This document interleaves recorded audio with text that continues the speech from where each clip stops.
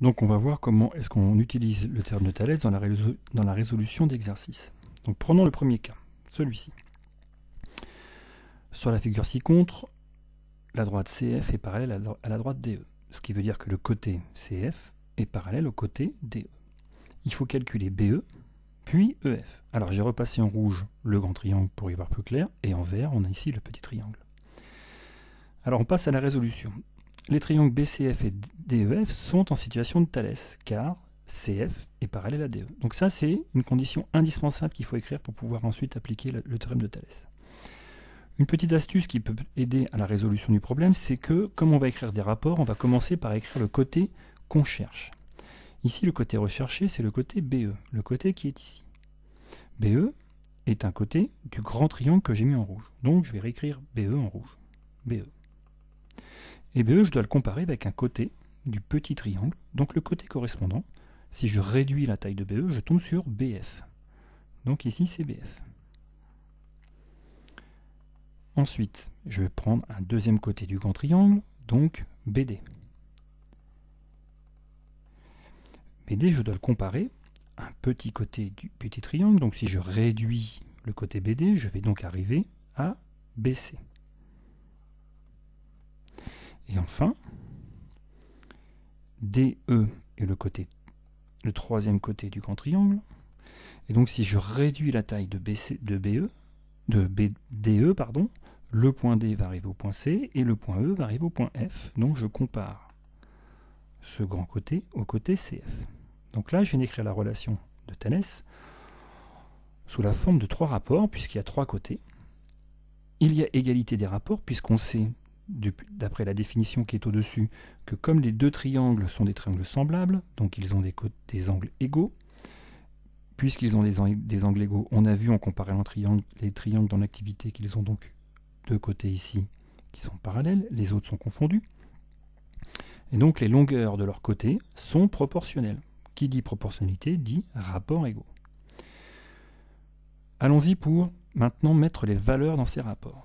Alors, la longueur BE, c'est celle que je cherche, donc je ne la connais pas. J'ai réécrit BE. La longueur BF est ici, c'est 5. Ensuite, le deuxième rapport, BD. BD, c'est cette longueur-là. Je ne connais pas la longueur BD. Que je compare à BC. BC, c'est ici, ça fait 4,5. Et enfin, le troisième rapport, DE. La longueur DE, c'est 7. Et la longueur CF, c'est 4. Donc maintenant, j'ai trois rapports. Le rapport initial, donc dans lequel il y a BE. BD que je ne connais pas, et ici 4,5. Et ici, j'ai un rapport, j'ai un nombre rationnel, 7, car c'est un nombre. Donc je vais pouvoir utiliser le rapport dans lequel je cherche ma longueur, et ce nombre rationnel qui est ici, l'écriture sous fraction de 7 quarts.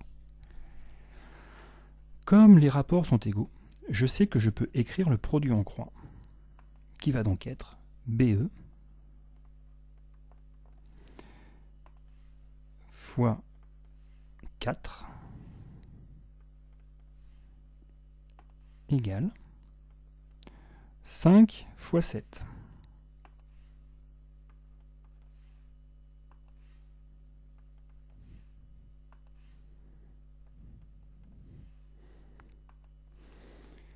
Donc ici, dans cette égalité, j'ai BE 4 fois. Et moi, je veux BE une seule fois. Donc si j'ai BE 4 fois, il faut que je coupe cette partie-là en 4 parts. Donc je vais aussi couper cette partie-là en 4 parts. Donc ça m'amène à faire une division par 4. Et lorsque j'effectue ce calcul à la calculatrice par exemple, je trouve 11,25 cm. Donc là, on vient de déterminer en utilisant le théorème de Thalès, la longueur BE. Alors ici, il y a une question supplémentaire, il faut calculer EF. Donc EF, c'est cette partie-là. EF, c'est donc la longueur qui est contenue dans BE. Donc BE, je sais maintenant que ça fait 11,5. Et je sais que BF fait 5. Donc pour avoir la longueur FE, ben, il suffit d'écrire que la longueur EF ou FE, c'est la même chose, c'est donc la longueur BE que je viens de calculer, moins la longueur BF. Donc EF, j'ai écrit que c'est 11,25 moins 5, c'est-à-dire 6,25. Bon, alors là, c'est pas le théorème de Thalès, hein. C'est juste pour vous montrer que, bon, une fois qu'on a calculé certaines longueurs dans un triangle, ben, on peut en trouver encore d'autres, plus simplement.